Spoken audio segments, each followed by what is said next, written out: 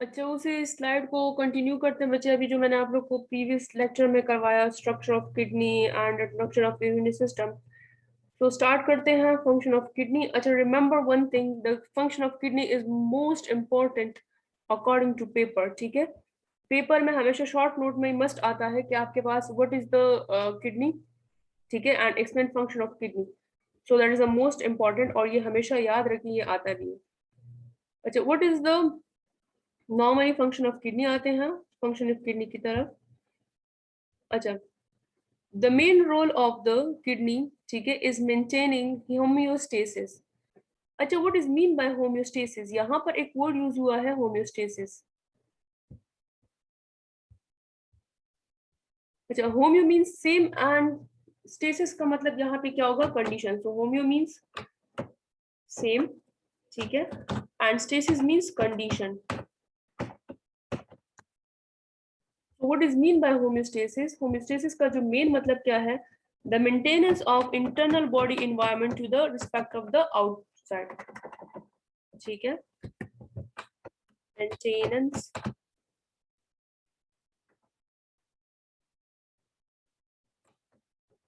ठीक है of internal body, ठीक है, environment, ठीक है।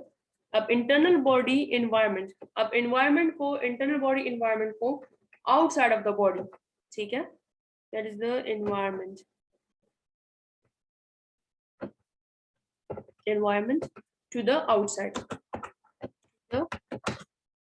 of the body। मतलब इंटरनल बॉडी के एनवायरनमेंट को आउटसाइड ऑफ द बॉडी के साथ मेंटेन करना, या आउटसाइड ऑफ द बॉडी भी इसको कह सकते हैं, या एनवायरनमेंट भी कह सकते हैं। So outside of the body को इंटरनल बॉडी एनवायरनमेंट के साथ मेंटेन करने को हम लोग क्या कहते हैं? Will call them homeostasis.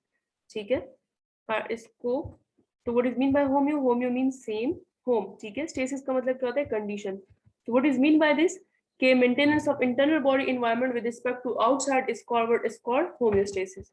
ठीक है, अभी मैं एक्सप्लेन भी करवाती हूँ ताकि आप लोग को समझ आए।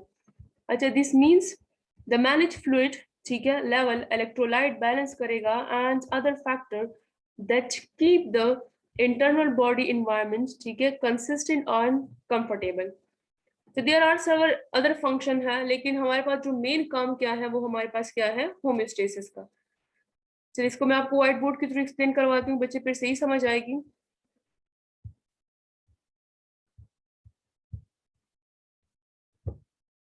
चलिए, let's suppose we take example, ठीक है, एंड दैट एग्जांपल हम लोग ले लें। फॉर एग्जांपल, इन समर, आजकल गर्मी चल रही है ना, in summer condition what's happen, urine, अब जब आप लोग मैच्योरेशन करते हो, मैच्योरेशन किसे कहते हैं? पेशाब करने का अमल, मैच्योरेशन, मैच्योरेशन, ठीक है। अब maturation is less,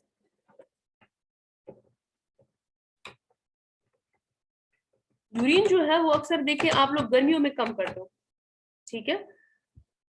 in summer condition maturation is less, while winter में हमारे पास क्या होगा? इन विंटर कंडीशन, जो विंटर है उसमें मैच्योरेशन जो है वो मोर होता है। क्यों मोर होता है?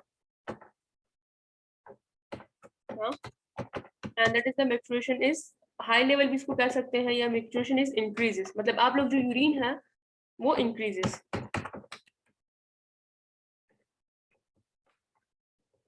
अच्छा,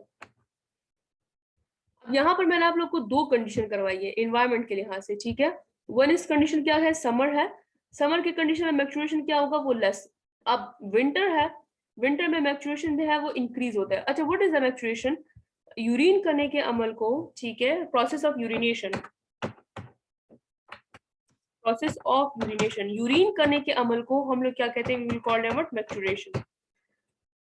ठीक है, यहाँ पर भी। तो अब ये देखिए, अब कंडीशन क्या है आपके पास? समर क्या है? Summer is what? That is the outer condition of the body, ठीक है। हम लोग इसको कह सकते हैं, we will call it what? Environment. अच्छा, अब आउटर एनवायरनमेंट है, अब आउटर एनवायरनमेंट में आप मैच्योरेशन लेस करते हो तो ये आपकी इंटरनल बॉडी है। अब इंटरनल बॉडी जो है वो उसका रिस्पॉन्स शो करी। क्यों आप लोग लेस करते हो? बिकॉज ज्यादा से ज्यादा जो वाटर है, ठीक है, that is loss during sweating, अब जाहिर है ज्यादा पानी जो है वो स्वेटिंग के थ्रू जाएगा। अब स्वेटिंग में वाटर की क्या होगा, लॉस ऑफ वाटर, ताकि आप लोग की बॉडी का टेम्परेचर क्या रहे, वो कूल रहे। तो लॉस ऑफ वाटर जो है वो क्या होगा कि in summer condition मैक्चुरेशन is less. क्यों? क्योंकि हमारे पास जो लॉस ऑफ वाटर होगा वो किस वजह से होता है, वो ड्यूरिंग स्वेटिंग की वजह से। तो ये देखिए बच्चे, हमारे पास इंटरनल बॉडी इन्वायरमेंट है, ठीक है। अब इंटरनल बॉडी इन्वायरमेंट को आउटर बॉडी इन्वायरमेंट के साथ ये काम कौन करता है, that is done by the help of what, that is done by the help of the kidney. तो इस अमल को हम लोग क्या कहते हैं, we will call them, and this process, ये जो पूरा प्रोसेस है इसको हम लोग क्या कहते हैं, we will call them what, homeostasis.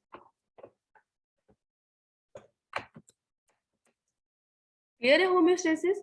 कि होम का मतलब क्या होगा, सेम, और स्टेसिस का मतलब क्या होता है, कंडीशन। कि इंटरनल बॉडी इन्वायरमेंट को आउटर बॉडी के इन्वायरमेंट के साथ मेंटेन करने को हम लोग क्या कहते हैं, होमियोस्टेसिस। आते हैं नेक्स्ट वन, ये समझ हो गया बच्चे, आई होप आपको समझ आ गई होगी। दूसरा आते हैं विंटर कंडीशन में।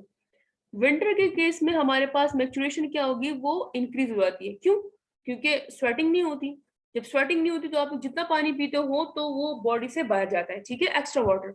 सो you are excrete out extra water. जो एक्स्ट्रा वाटर है विद यूरिया, ठीक है, एक्स्ट्रा वाटर इज एक्सक्रीटेड। इस कंडीशन को हम लोग क्या कहते हैं, we will call them what, that is the excretion. So ये हमारे पास बेसिकली जो फंक्शन है किडनी का, ये मेन फंक्शन है। आते हैं step by step other function पे। यहाँ तक की पॉइंट समझ आ गया आप लोगों को? हाँ, आई होप सो आप लोगों को। नेक्स्ट वन पॉइंट पे आते हैं बच्चे।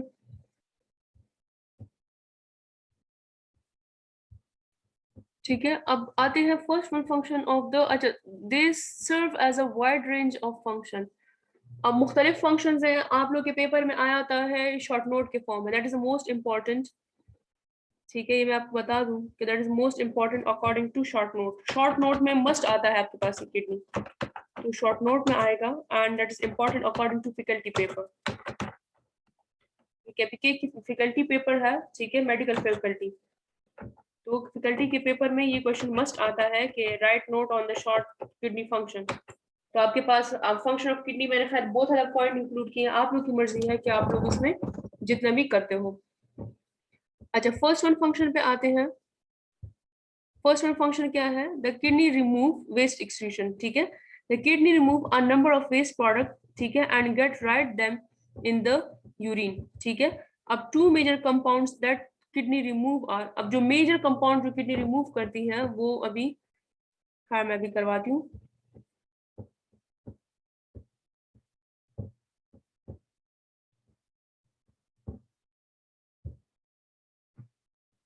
यूरिया है, ठीक है। जो मेन कंपोनेंट वो एक्सीड करता है वो हमारे पास क्या है बच्चे, urea, which result from the break down of protein. अब ब्रेक डाउन ऑफ प्रोटीन की वजह से हमारे पास क्या बनेगा, यूरिया बनेगा एंड यूरिक एसिड, ठीक है। जो नेक्स्ट वन कंपोनेंट है बच्चे वो क्या एक्सीड करेगा, यूरिक एसिड। और यूरिक एसिड बेसिकली किससे बनता है, break down of nucleic acid से। सो दोनों जो चीजें हैं वो ब्लड में शामिल होती हैं और इसको फिल्टर किया जाता है और इसको ब्लड से निकाला जाता है। So that is the main function of the kidney. अच्छा, नेक्स्ट वन जो मेन फंक्शन है, अब जरूरी नहीं कि सारी चीजों को ही निकाल रहा है, रीएब्जॉर्प्शन ऑफ न्यूट्रिएंट। अच्छा, द किडनी जो है वो reabsorb nutrients from the blood. अब ब्लड है and it transport them to where they would best support health, ठीक है। अब जो चीजें आपको रिक्वायर होती हैं फिल्ट्रेशन के बाद उसको दोबारा रीएब्जॉर्ब किया जाता है। सो इसको हम लोग क्या कहते हैं, we will call them like this, ठीक है। अच्छा, they also reabsorb other product by help maintain homeostasis. अभी होमियोस्टेसिस का मैंने समझा दिया है।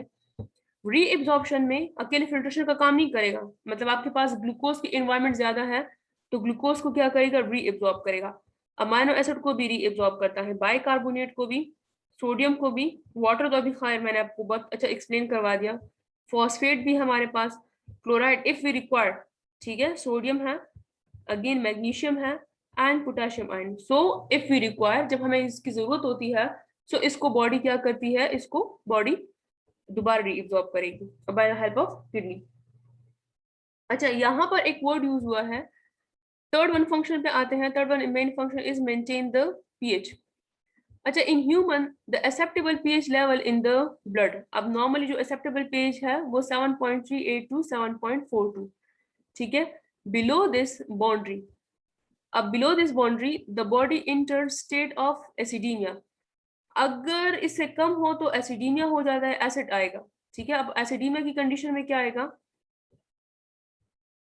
लाइक हमारे पास इफ द पीएच इज, ऊपर मैं खाली लिख लेती हूँ ताकि आप लोग को समझ आए, इफ द पीएच इज 6, ठीक है, so that condition is called, this is called the acidemia. हमारे पास अगर पीएच जो है वो क्या हो, वो 6 हो, तो इस कंडीशन को हम लोग क्या कहते हैं, कॉल्ड एसिडीमिया। अगर पीएच जो है वो इससे ज्यादा हो, तो इससे ज्यादा आपको हम लोग क्या कहेंगे, alkalemia, if the pH is going to be at 8, ठीक है। अगर पीएच हमारे पास 8 हो तो उसको हम लोग कहते हैं एल्कलीमिया, अगर पीएच जो है वो 6 हो तो हम लोग उसको क्या कहेंगे, will call number acidemia. Clear है? अच्छा, नेक्स्ट वन देखिए बच्चे, outside of this range protein जो है and enzymes break down and can go no longer, ठीक है, function, so in extreme cases this can be fatal. जो एंजाइम्स होती हैं, प्रोटीन होती है, ये एक्सट्रीम केस में फैटल हो जाती है, मतलब अगर आप किसी क्वांटिटी ज्यादा होगी तो आपकी डेथ भी काज कर सकता है। तो नॉर्मली किडनी है एंड लंग हेल्प कीप जो है स्टेबल करेगा पीएच को with the human body. The lungs achieve this moderating and concentration of carbon dioxide. और ये मैंने प्रीवियस लेक्चर्स में करवाए हैं, तो आप लोग को जो यूट्यूब चैनल पे अपलोडेड मेरे लेक्चर्स हैं, कंसंट्रेशन ऑफ कार्बन डाइऑक्साइड और ऑक्सीजन इन द लंग्स, तो वो आप लोग वहां पे सर्च करना। अच्छा, द किडनी जो है वो किस कंडीशन में करेगा, through two process, reabsorb and regenerating bicarbonate from urine। अब नॉर्मली यूरिन से reabsorb करेगा बाइकार्बोनेट फ्रॉम यूरिन, ठीक है। What is the bicarbonate, bicarbonate help to neutralise acid, ये एसिड को न्यूट्रलाइज करेगा।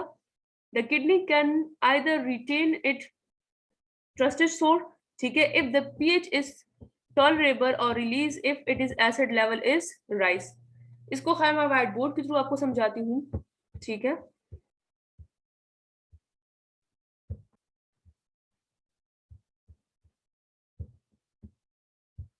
अच्छा, नॉर्मली हमारे पास ये जो किडनी है, ठीक है, अब किडनी क्या करेगा, वो रिलीज करेगा,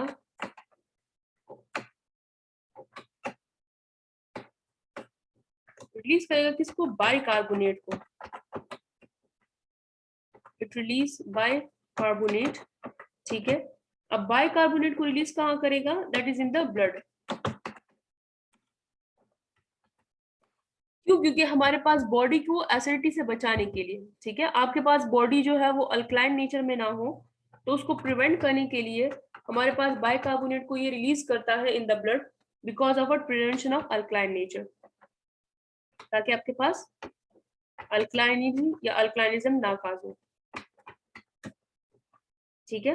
और नेक्स्ट वन कंडीशन क्या करेगा, किडनी एब्जॉर्ब करेगा, ठीक है, इसको एब्जॉर्ब भी करता है, किसको एब्जॉर्ब करेगा, it also absorb the these bicarbonate, absorb the bicarbonate, ठीक है। अब बाइकार्बोनेट को क्या करेगा, it absorb in from blood, from blood जो है वो इसको रीएब्जॉर्ब किया जाएगा और इसको एक्सक्रीट आउट किया जाएगा, किसके थ्रू, ताकि यूरिन के थ्रू इसको बाहर निकाले, क्योंकि हमें चाहिए नहीं है तो हमारे पास, but in the case of in case of acidity, अगर ब्लड जो है उसमें एसिडिटी ज्यादा हो जाए और ब्लड एसिडिक हो जाए, तो ब्लड को एसिडिक को बचाने के लिए क्या करेगा कि बाइकार्बोनेट आयन को क्या करेगा, उसको रीएब्जॉर्ब करेगा। एब्जॉर्ब करने के बाद वो क्या करेगा, वो उसको सिक्रीट करेगा। अब सिक्रीट किसको थ्रू करेगा, यूरिन में। समझ आ गई इस फंक्शन की, कि हमारे पास, मैं दोबारा खान एक्सप्लेन करवा दूं, कि किडनी रिलीज करेगा बाइकार्बोनेट को इन ब्लड में, क्यों, किसके थ्रू, रीएब्जॉर्प्शन के थ्रू, ताकि हमारे पास ब्लड जो है वो अल्कलाइन नेचर ना हो। तो अगर ब्लड अल्कलाइन है तो इसको प्रिवेंट करने के लिए, ठीक है, इसको प्रिवेंट करने के लिए नॉर्मली क्या किया जाता है, ताकि इसको एल्कलाइनिटी को बचाने के लिए बाइकार्बोनेट को ब्लड में रिलीज किया जाता है, और दूसरे केस में वो एब्जॉर्ब करता है बाइकार्बोनेट को ब्लड से, ताकि वो उसको फिर बॉडी से बाहर किया जाता है, किसमें, यूरिन में। और इस कंडीशन में किसको बचाएगा, ताकि ब्लड जो है वो हमारे पास एसिडिक ना हो। तो एसिडिटी को बचाने के लिए और अल्कलिनिटी को बचाने के लिए किडनी क्या करता है, इसको मेंटेन करता है। समझ आ गई यहाँ तक? ठीक है, आते हैं वापस अपनी स्लाइड की तरफ।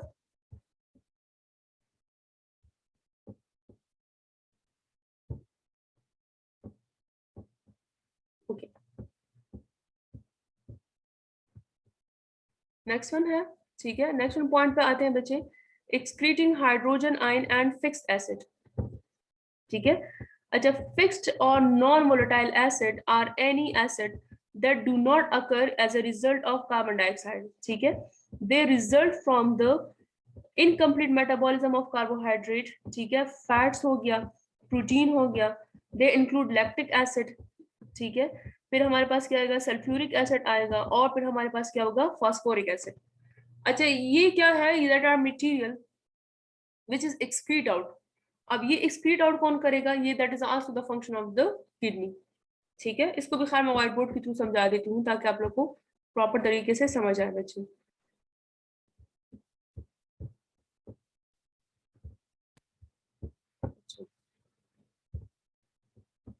हमारे पास सम टाइम एसिडिक मटेरियल बन जाते हैं। ठीक है, अब एसिडिक मटेरियल किसके थ्रू बनेंगे बच्चे, इनकम्प्लीट मेटाबॉलिज्म।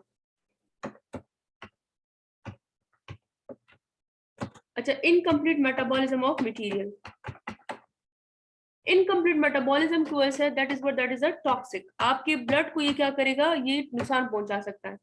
सो इसको क्या किया जाता है, इसको एक्सक्रीट आउट किया जाता है, और ये जो एक्सक्रीशन है थ्रू किडनी। तो एक्सक्रीशन की किडनी को, ये जो मेन फंक्शन अभी है कि हमारे पास क्या किया जाएगा, अगेन मैं समझाती हूँ बच्चे, कि एसिडिक जो है वो एसिडिक चीजें बन जाती हैं इनकम्प्लीट मेटाबॉलिज्म से, चाहे वो कार्बोहाइड्रेट है, चाहे वो प्रोटीन है, चाहे वो फैट्स है, जो भी चीजें आपको खाई हो उसकी ब्रेक डाउन नहीं होगी सही तरीके से। अब जाहिर ये टॉक्सिक मटीरियल है तो आपको नुकसान पहुंचाएगा, इसको बचाने के लिए हमारे पास इसको एक्सक्रीट आउट किया जाता है, किसके थ्रू, किडनी के थ्रू। तो इसमें वाई कार्बोनेट, कार्बन डाइऑक्साइड वगैरह कुछ शामिल नहीं होता, ये हमारे पास बेसिकली एसिडिक चीजें होती हैं। ठीक है, ओके, आते हैं अपनी स्लाइड की तरफ बच्चे। Again that is the third number function है।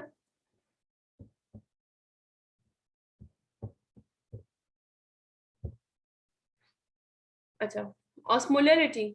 अच्छा, what is the osmolarity regulation? That is the fourth one function of the kidney, and that is osmolarity.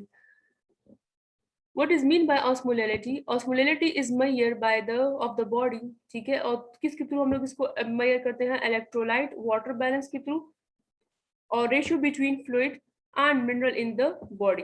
ठीक है, dehydration is a primary cause of electrolyte imbalance. ये dehydration किसे कहते हैं, अक्सर देखिए आप लोगों को सीवियर गर्मी हो, ठीक है, नॉर्मली गर्मी में इसको खैर थोड़ा बहुत समझा देती हूँ। अच्छा, गर्मियों में क्या होता है, थ्रू समर सीजन, अब स्वेटिंग इज मोर, स्वेटिंग ज्यादा होती है ना, ठीक है, तो स्वेटिंग,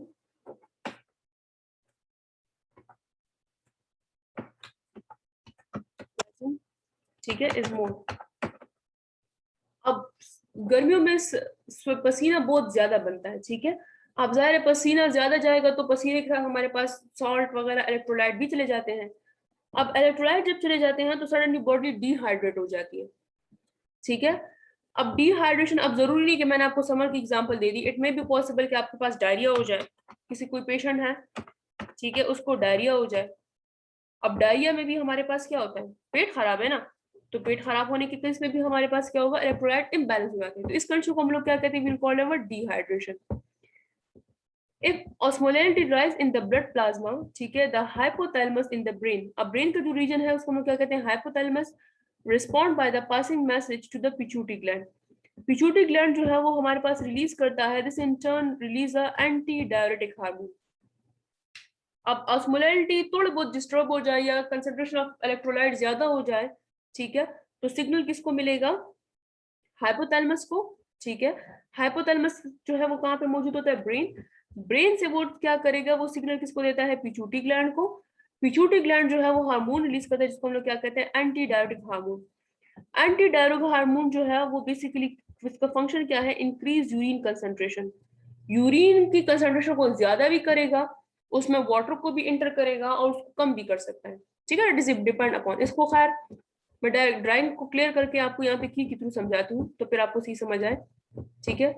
अगर खैर मैं यहाँ पे कोशिश करती हूँ दोबारा बच्चे कि यहाँ पे हाइपोथैलेमस, ठीक है, hypothalamus, अब hypothalamus gives signals to the pituitary gland,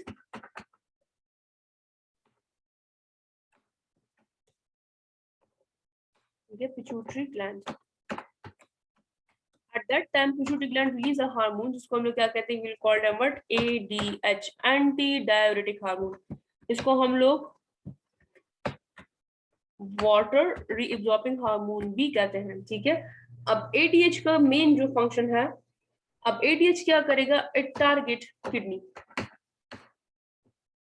normal इसका जो मेन फंक्शन है वो क्या करेगा, टारगेट करेगा हाइपोथैलेमस। तो ये मैं दोबारा करवाती हूँ बच्चे, वही जो चीजें मैंने ऊपर लिखवाई है कि hypothalamus it target what, pituitary gland, pituitary gland release a hormone which is called what, ADH, और ADH किस पर एक्ट करेगा, किडनी पर। अब इसके डिफरेंट फंक्शन है, first one function is what, increase urine concentration. अगर आपकी बॉडी में पानी ज्यादा है तो अभी मैंने आपको प्रीवियस समझा भी दिया कि पानी को रीअब्सॉर्ब किया जाएगा अगर कम है, और अगर ज्यादा है तो उसको एक्सक्रीट आउट किया जाएगा,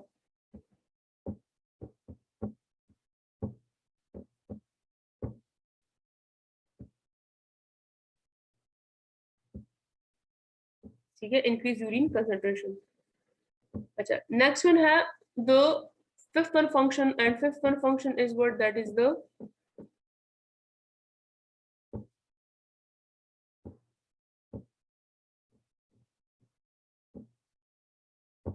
अच्छा फिफ्थ वन फंक्शन पे आते हैं, that is the regulating blood pressure. Remember one thing बच्चे कि आपकी किडनी का जो मोस्ट इंपॉर्टेंट रोल है वो ब्लड प्रेशर को कंट्रोल करने में भी है। द किडनी रेगुलेट, ठीक है, ब्लड प्रेशर व्हेन नेसेसरी, अगर हमें जरूरत हो, but they are responsible for slower adjustment, they adjust long term pressure in the artery by causing changes, ठीक है, in the fluid outside of the cell. The medial term for this fluid is the extracellular fluid. This fluid changes occur after the release of vasoconstrictor called angiotensin 2. अच्छा angiotensin 2 और angiotensin 1 भी मैं आप लोग को YouTube channel पे kindly बच्चे उसको चेक कर ले, ये मैंने अच्छा खासा पूरा लेक्चर दिया है कि what is the how lungs जो है वो एंजियोटेंसिन 1 को कन्वर्ट किस फॉर्म में करते हैं एंजियोटेंसिन 2 में, और एंजियोटेंसिन जो है वो किसका काम क्या होता है, it is called what, is इसका वेसो कंस्ट्रक्शन का काम करेगा, ठीक है, that cause blood vessels to narrow, narrow का मतलब है कॉन्ट्रैक्ट हो जाना, यहाँ पे है वेसो कंस्ट्रक्शन मतलब, फॉर एग्जाम्पल मेरे पास यहाँ पर एक आर्टरी है, ठीक है, for example that is the artery like this, इसकी लाइन ज्यादा है, अच्छा इस एंजियोटेंसिन की वजह से इसकी लेंथ इस तरह कम हो जाती है। अब ये देखिए ये मेरे पास आर्टरी है, तो अगर इसकी लेंथ ज्यादा है तो इस लेंथ ज्यादा होने में हमारे पास यहाँ पर वॉल्यूम, अब जाहिर है लेंथ ज्यादा है तो लो ब्लड होगा, लो ब्लड प्रेशर होगा, खैर में बीपी होगा, ठीक है। अब जब, अब ये देखिए ये जब तंग हो जाए तो जब पाइप को तंग कर लें तो जाहिर है उसमें ब्लड जो है वो स्पीड से जाएगा, ठीक है, तो इसमें क्या होगा, उसमें हाई बीपी होगा, तो एक में लो है दूसरे में क्या है, हाई है।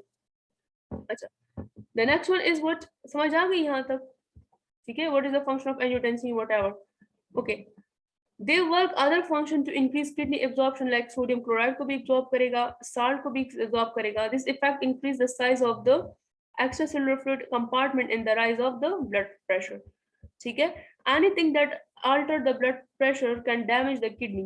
अक्सर आप लोगों ने कभी देखा हो ना कि बीपी लो हो गया तो उसकी किडनी फेल हो गई, ठीक है, अब अकेले तो एक रीजन ये हो गया, दूसरा कोई बंदा शराब पिए, अल्कोहल कंजप्शन है, स्मोकिंग की वजह से भी है, एंड ओबेसिटी, ये सारी चीजें जो हैं वो इसके ब्लड प्रेशर पर असर करते हैं।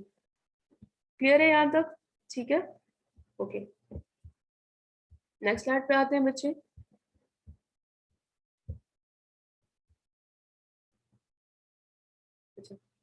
लास्ट जो फंक्शन है किडनी का, आई होप सो आप लोग को बोर नहीं हो रहे होंगे, जो किडनी है उसका जो मेन नॉर्मली इंपॉर्टेंट फंक्शन है वो सिक्रीशन ऑफ एक्टिंग कंपाउंड, ठीक है। अब एक्टिव कंपाउंड में first one compound is erythropoietin. अच्छा, एरिथ्रोपायोटीन क्या है? This control the erythropoiesis. अच्छा, व्हाट इज द एरिथ्रोपायोसिस? इसको erythropoiesis is the formation of red blood cells. Basically red blood cells formation को हम लोग क्या कहते हैं? we call them erythropoiesis or the production of red blood cells, ठीक है। यहाँ पे है भी there are the liver also produce erythropoietin but the kidney are most important, ठीक है। अब किडनी जो है are the its main producer in adult में जो है वो बेसिकली एरिथ्रोपोइटिन जो है वो it is release by what? It is release by the kidney. इसको मैं थोड़ा बहुत आप लोग को टच देती हूँ ताकि आप लोग को यहाँ पे समझ आए। सेकंड वन क्या है बच्चे? रेनिन है। Renin also manage the expansion of artery, ठीक है, and the volume of blood plasma. अच्छा, renin is a type of not in enzyme, it's a type of hormone, ठीक है। रेनिन को आप एंजाइम नहीं कह सकते, हमारे पास ये इज अ हार्मोन है, ठीक है। और नॉर्मली इसका काम क्या है? इसका काम ही है ब्लड प्रेशर को मेंटेन करना, ठीक है, ओके। अच्छा, विच ब्लड प्लाज्मा को भी करेगा, लिम्फ को भी करता है, इंटरस्टिशियल फ्लूइड को भी करता है। lymph is a fluid that contain white blood cells which support the immune activity. the interstitial fluid भी करेगा, ठीक है, main component of extracellular fluid भी है। and next one is called cholesterol. cholesterol किसे कहते हैं? is the hormone active metabolic of the vitamin D. it increase both amount of calcium, ठीक है, that intestine can absorb and reabsorption of phosphate in the kidney. तो basically ये जो तीन main component है, एरिथ्रोपोइटिन, रेनिन है और कैल्सिट्रॉल। खैर इसको मैं भी थोड़ा बहुत व्हाइट बोर्ड के थ्रू टच देती हूँ ताकि आप लोग को समझ आए।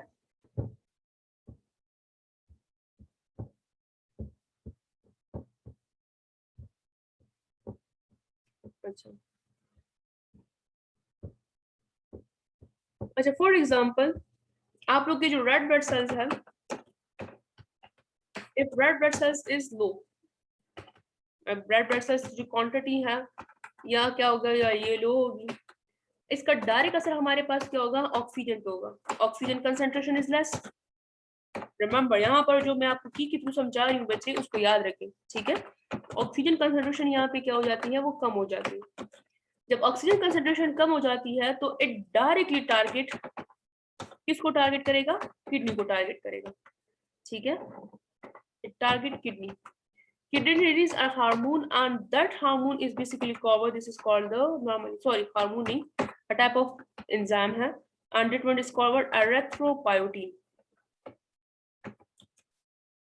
अच्छा, erythropoietin target that is released in the blood. तो ब्लड में रिलीज किया जाता है। ब्लड में रिलीज करने के बाद it target bone marrow. It target what? It target bone marrow.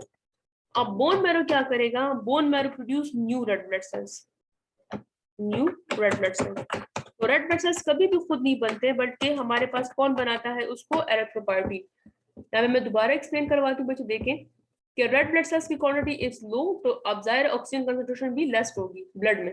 It directly target क्या होगा? Kidney. Kidney release a type of hormone जिसको हम लोग peptide and that is an enzyme is called erythropoietin. Erythropoietin is released in the blood. Blood में release करने के बाद it is directly target in the bone marrow. अच्छा, bone marrow क्या बनाएगा? फिर बोन मैरो हमारे पास न्यू रेड ब्लड सेल्स आएगा, and the process of this process is basically called, this is called the erythropoiesis. इस प्रोसेस को हम लोग क्या कहते हैं? एरिथ्रोपायोसिस। समझ आ गई कि हमारे पास एरिथ्रोपायोसिस या रेड ब्लड सेल्स बनाने में बेसिकली किसका काम है? किडनी का फंक्शन है। नेक्स्ट वन मैंने आप लोगों को अभी करवाया रेनिन।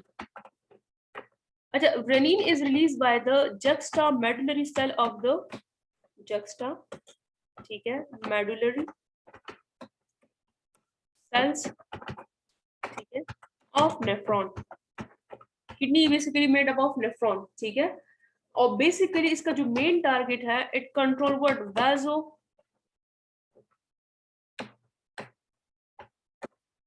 वैसो कंस्ट्रक्शन को ये कंट्रोल करता है इन द ब्लड वेसल। तो आपकी देखिए, control what? It control the vasoconstriction. तो नेक्स्ट वन क्या है बच्चे कि जो रेनिन है, ठीक है, it is release by just a medullary cell, और ये क्या करेगा, ये वैसोकंस्ट्रिक्शन को कंट्रोल करता है। तो इसी वजह से हमारे पास ब्लड के अंदर फ्लूइड जो है, ठीक है, तो ये जो फ्लूइड होता है, फॉर एग्जांपल मेरे पास, मैं आपको यहाँ पर डायग्रामेटिकली करवा लूँ।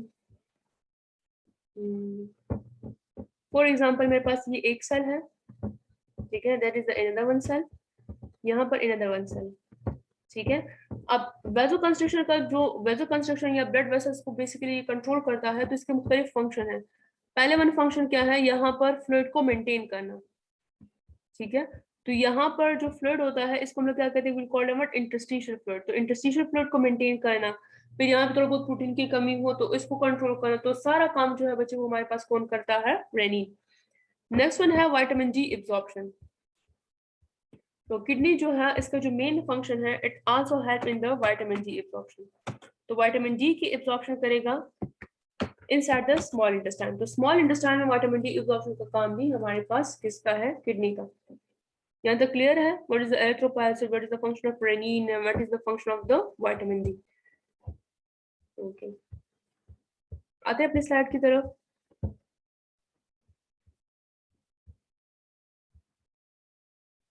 अच्छा, ये समरी है अभी जो मैंने सब कुछ करवाया। फर्स्ट वन जो है excretion of metabolic waste product है, लाइक यूरिया है, क्रिएटिनिन है, बाइलोबिन है और हाइड्रोजन है। Next one is what, excretion of foreign body है, ठीक है, अभी मैंने समरी में करवाया। लाइक व्हाट, अब ड्रग्स की भी एक्सक्रीशन करता है, टॉक्सिन की भी, पेस्टिसाइड भी, ठीक है, फूड एडिक्टिव। सिक्रीशन ऑफ मेटाबॉलिज्म है, सिक्रीशन ऑफ हार्मोन है, अभी मैंने आपको करवाया। Erythropoietic factor, formation of red blood cells है। विटामिन डी की काम भी करेगा और रेनिन का भी, जो अभी लास्ट स्लाइड में मैंने आपको करवाया। अच्छा, एसिड बेस जो कि पीएच बैलेंस है, ये भी मैंने आपको करवाया। अच्छा, ग्लूकोन्यूजेनेसिस, खैर वो मैं आपको फिजियोलॉजी ऑफ एक्सक्रीशन में एक्सप्लेन करवा दूंगी। और कंट्रोल ऑफ आर्टीरियल प्रेशर जो है वो भी कंट्रोल करता है, और regulation of water and electrolyte excretion. So that is the general summary of the kidney function, जो अभी मैंने आप लोग को एक्सप्लेन करवाया। समझ आ गई होगी। अगर कोई पॉइंट मुश्किल लगा या कोई पॉइंट है भी, अगर किसी को अच्छा भी नहीं लगा, तो खैर आप लोग कह सकते हो। I hope I will my try best, ताकि आप लोग को इसके थ्रू जो है वो समझ आए, ठीक है। ओके, आज के लिए इतना काफी है, और अल्लाह हाफिज।